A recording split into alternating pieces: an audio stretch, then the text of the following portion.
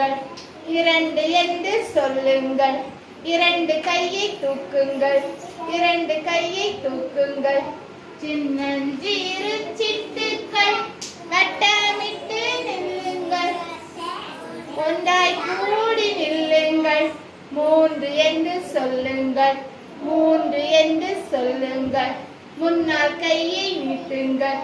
முன்னால் கையை நீட்டுங்கள். சின்னஞ்சிறு சிட்டுக்கள் வட்டமிட்டு நில்லுங்கள். ஒன்றாய் கூடி நில்லுங்கள். நான்கு என்று சொல்லுங்கள்.